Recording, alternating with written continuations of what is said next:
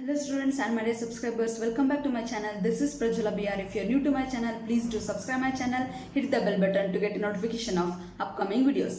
This is part 2. If you have not seen part 1, please do watch part 1 and come back here. I have provided a link in description box. Today we are starting with management objectives. Management objectives. In management objectives, we have 3 points. First is organizational, social, personal. First, we'll see organizational. In organizational, it has divided into survival, profit, growth. Survival means management by taking positive decision with regards to different business activities ensures survival of business for long term. In simple word, survival means taking a right decision to survival of business for long term. ಒಂದು business long ಟರ್ಮಗೆ ಇರಬೇಕು ಅಂದರೆ ಏನೆಲ್ಲ right decision ತೊಗೊಬೇಕು ಅಂತ ನೋಡೋದನ್ನೇ survival ಅಂತೀವಿ. Next is profit. It place an important role in facing business risks and successful running of business activities. So profit ಅಂದರೆ ಲಾಭ. ಯಾವುದೇ ಥರದ ಬಿಸ್ನೆಸ್ ಸ್ಟಾರ್ಟ್ ಮಾಡೋದೇ ನಾವು ಲಾಭ ಪಡೆಯೋಕೆ ಅಂತ. ಆ ಬಿಸ್ನೆಸ್ ಚೆನ್ನಾಗಿ ರನ್ ಆಗ್ತಾಯಿದೆಯೋ ಇಲ್ವೋ ಅಂತ ಗೊತ್ತಾಗೋದು ನಮಗೆ ಲಾಭ ನೋಡಿ, ಕರೆಕ್ಟಾ? Growth. Management must ensure growth which can be measured by increasing in sales, number of employees, number of products, additional investment, etcetera. So growth will be measured by sales, employees, products, additional investments, etc. From this only we can identify that this organization is in growth or not. Correct? Growth ಅಂದರೆ ಎಲ್ಲ ಆರ್ಗನೈಸೇಷನ್ಗೂ growth ಬೇಕೇ ಬೇಕು. But ಗ್ರೋತ್ನ ಹೆಂಗೆ measure ಮಾಡ್ತೀವಿ ಅಂದರೆ ಅದರ sales, employees ಎಷ್ಟು ಚೆನ್ನಾಗಿದ್ದಾರೆ ಅಂತ ನೋಡ್ತೀವಿ, ಪ್ರಾಡಕ್ಟ್ಸ್ನ ನೋಡ್ತೀವಿ, ಎಷ್ಟು ಪ್ರಾಡಕ್ಟ್ಸ್ ಸೇಲ್ ಆಗ್ತಾಯಿದೆ ಅಂತ, ಮತ್ತು ಎಷ್ಟು ಇನ್ವೆಸ್ಟ್ಮೆಂಟ್ ಆಗಿದೆ, ಅಡಿಷ್ನಲ್ ಇನ್ವೆಸ್ಟ್ಮೆಂಟ್ ಆಗ್ತಾಯಿದೆ ಅಂತ. ಇವೆಲ್ಲ ಮೂಲಕ ನಾವು ಆ ಕಂಪ್ನಿ ಗ್ರೋತ್ ಆಗ್ತಾ ಇದೆಯೋ ಇಲ್ವಾ, ಬೆಳವಣಿಗೆ ಇದೆಯೋ ಇಲ್ವೋ ಅಂತ ನೋಡ್ತೀವಿ. ಕರೆಕ್ಟಾ? Next is social. Social objective is to provide social benefits to society like applying environmental friendly practices in the production process and giving employment to disadvantaged sections of societies, etc. So social objective means making sure that our product should not affect the environment. That is called social objectives. Social objectives ಅಂದರೆ ನಾವೇನು produce ಮಾಡ್ತೀವೋ ಆ produce ಮಾಡೋ ಪ್ರಾಡಕ್ಟಿಂದ ನಮ್ಮ ಪ್ರಕೃತಿಗೆ ಯಾವುದೇ ಥರದ ಹಾನಿ ಆಗದಿರೋ ಥರ ನೋಡ್ಕೊಳೋದನ್ನೇ ಸೋಷಲ್ ಅಬ್ಜೆಕ್ಟಿವ್ಸ್ ಅಂತಾರೆ. Next is personal objectives. Personal objectives is to focus on diverse personal objectives of people working in the organization which need to be concerned with organizational objectives. So if you are an owner of the organization or a manager of the organization, you should concern employees like giving a safety measures to them and promoting seeing their work, promoting them. Okay, this is called personal objective. Personal objective ಅಂದರೆ ಏನು? ನಿಮ್ಮ ಕಂಪ್ನಿಯಲ್ಲಿ ಕೆಲಸ ಮಾಡ್ತಿರೋ ಎಂಪ್ಲಾಯೀಸ್ಗೆ ನೀವು ಏನೆಲ್ಲ safety measures ಕೊಡ್ತಿದ್ದೀರಾ ಮತ್ತು ಅವರ ವರ್ಕ್ನ ನೋಡಿ ನೀವು ಒಂದು ಪ್ರಮೋಷನ್ ಮಾಡ್ತಿದ್ರಾ ಇಲ್ವಾ ಅಂತ ನೋಡೋದನ್ನೇ ಪರ್ಸ್ನಲ್ ಅಬ್ಜೆಕ್ಟಿವ್ಸ್ ಅಂತಾರೆ. Importance of management. Achieving group goals, increases efficiency, creates dynamic organization, achieving personal objectives, development of society. So first we'll see achieving group goals. Management creates a teamwork and coordination in the group. Managers give common direction to individual efforts in achieving the overall goals of the organization. So what they will do, managers, they'll create a groups and give a instruction to an individual how to reach a goal. Correct? So ಏನು ಮಾಡ್ತಾರೆ, managers ಎಲ್ಲ ಅಂದರೆ ಒಂದು group create ಮಾಡ್ತಾರೆ. Create ಮಾಡಿಬಿಟ್ಟು ಇಂಡಿವಿಜುವಲ್ಸ್ಗೂ ಒಂದು ವರ್ಕ್ನ assign ಮಾಡಿ ಹೆಂಗೆ ಟೀಮ್ ವರ್ಕಿಂದ ಗೋಲ್ನ ರೀಚ್ ಮಾಡೋದು ಹೆಂಗೆ ಅಂತ ಮ್ಯಾನೇಜ್ಮೆಂಟ್ ಹೇಳ್ಕೊಡುತ್ತೆ. ಅದನ್ನೇ ಅಚೀವ್ ಗ್ರೂಪ್ ಗೋಲ್ಸ್ ಅಂತ ಕರಿತೀವಿ. Next is increases efficiency. Management increases efficiency by using resources in the best possible manner to reduce cost and increases the productivity. Creates dynamic organization. Management helps the employees overcomes their resistance to change and adopt as per changing situation to ensure its survival and growth. So what every organization management will do, they helps employees to give their work effectively. That is called creates a dynamic organization.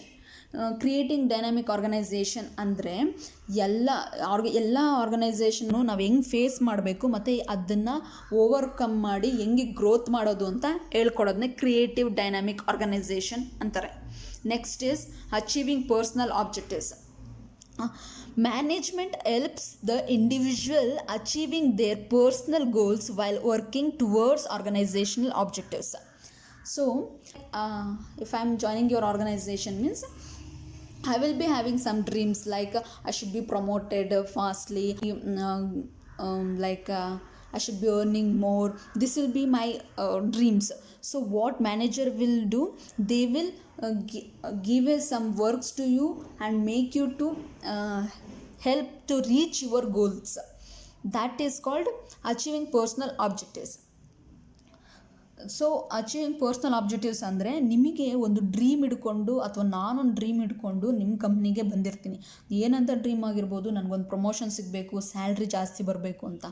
ಅದನ್ನು managers ಅವ್ರು ಏನು ಮಾಡ್ತಾರೆ ಅಂದರೆ ನಿಮ್ಮಿಂದ ಒಂದು work ತೆಗೆದು ಅಥವಾ ನಿಮ್ಗೆ ಒಂದು ವರ್ಕ್ ಕೊಟ್ಟು ನಿಮ್ಗೊಂದು ಜವಾಬ್ದಾರಿ ಕೊಟ್ಟು ನೀವು ಹೆಂಗೆ ವರ್ಕ್ ಮಾಡ್ತೀರಾ ಅಂತ ನೋಡಿ ಅದ್ರ ಮೇಲೆ ನಿಮ್ಮನ್ನ ಪ್ರಮೋಷನ್ ಮಾಡಿ ನಿಮಗೆ ಸ್ಯಾಲ್ರಿ ಇನ್ಕ್ರೀಸ್ ಮಾಡ್ತಾರೆ.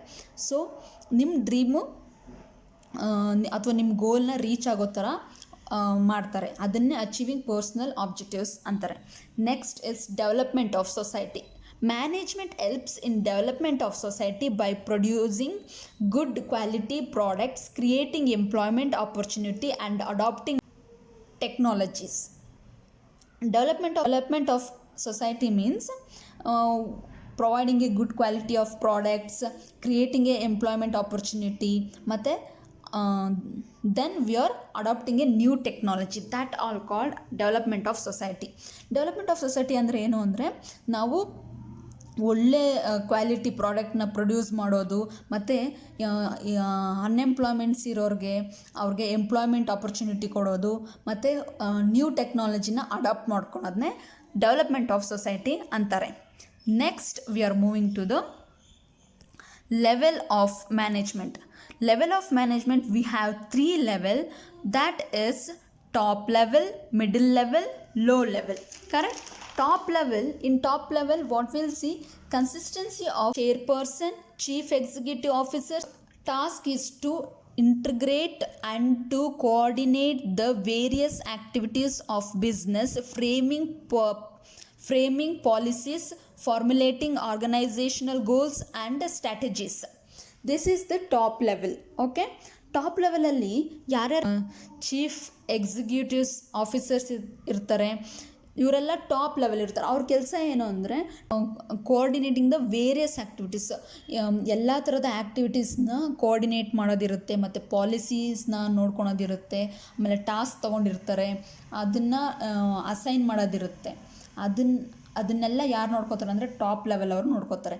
Middle level consistencies of divisional or department heads, plant superintendents and operational managers, etc.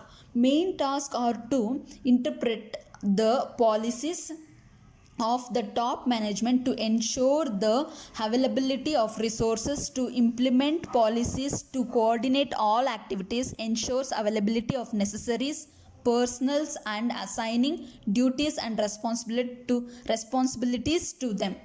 So these are all the middle levels works. So middle level ಅವ್ರದ್ದು ಯಾರ್ಯಾರು ಇರ್ತಾರೆ ಅಂದರೆ ಡಿಪಾರ್ಟ್ಮೆಂಟಲ್ ಹೆಡ್ಸ್ ಇರ್ತಾರೆ, ಸೂಪರ್ವೈಸರ್ ಇರ್ತಾರೆ, ಮತ್ತು ಮ್ಯಾನೇಜರ್ಸ್ ಇರ್ತಾರೆ. So ಇವರೆಲ್ಲ ಏನು ಕೆಲಸ ಮಾಡ್ತಾರೆ ಅಂದರೆ ಟಾಪ್ ಲೆವೆಲ್ ಏನು ಅವ್ರಿಗೆ ಕೊಟ್ಟಿರ್ತಾರೋ ಪಾಲಿಸೀಸು ಟಾಸ್ಕ್ನೆಲ್ಲ ಇದನ್ನೆಲ್ಲ ಯಾವ ಒಂದು ಟೀಮ್ ಕ್ರಿಯೇಟ್ ಮಾಡಿ ಅವ್ರ ಹತ್ರ ಯಾರ್ಯಾರಿಗೆ ಆ ಕೆಲಸ ಕೊಡಬೇಕು, ಆ ಪರ್ಸನ್ಗೆ ಆ ಕೆಲಸ ಸೂಟ್ ಆಗುತ್ತಾ ಇಲ್ವಾ ಅಂತ ನೋಡಿ ಆ ಪರ್ಸನ್ಗೆ ಸೂಟ್ ಆದರೆ ಆ ಡ್ಯೂಟಿನ ರೆಸ್ಪಾನ್ಸಿಬಿಲಿಟಿನ ಅವ್ರಿಗೆ ವಹಿಸೋದೇ ಮಿಡಲ್ ಲೆವೆಲ್ ಅವ್ರ ಕೆಲಸ ಆಗಿರುತ್ತೆ. Next is low level.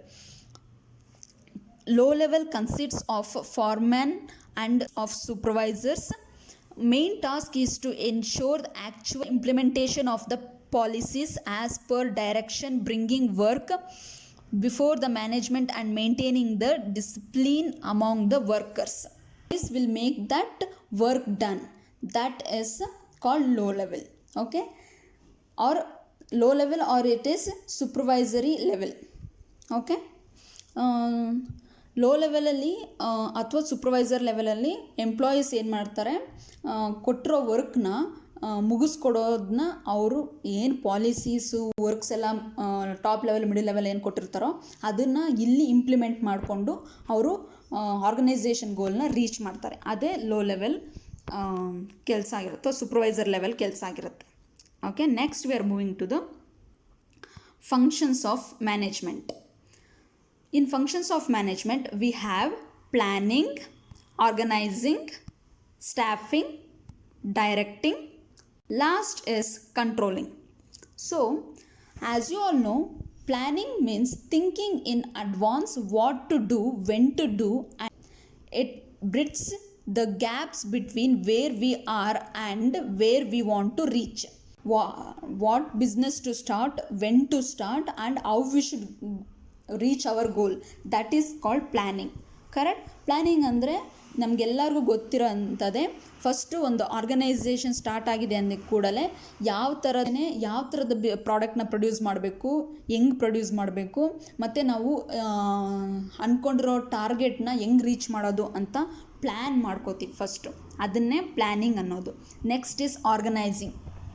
Organization means deciding the framework of working, how many units and subunits are needed, how many posts are needed, how to distribute the authority and responsibility. Business start ಮಾಡಿದ್ಮೇಲೆ first ನಾವು organise ಮಾಡೋದೇನು ಅಂದರೆ ಎಷ್ಟು ಜನ employees ಬೇಕಾಗಿದ್ದಾರೆ, ಎಷ್ಟು works ಇದೆ, ಮತ್ತು ಅವ್ರಿಗೆ ಯಾವ ವರ್ಕ್ನ ಅಸೈನ್ ಮಾಡಬೇಕು ಅಂತ ಎಲ್ಲ ನೋಡೋದೇ ಆರ್ಗನೈಸಿಂಗಲ್ಲಿ.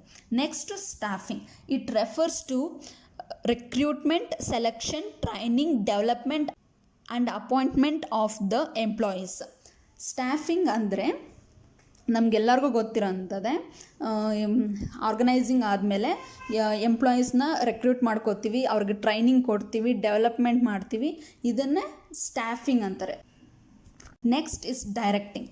It refers to guiding, instructing, inspiring and motivating the employees.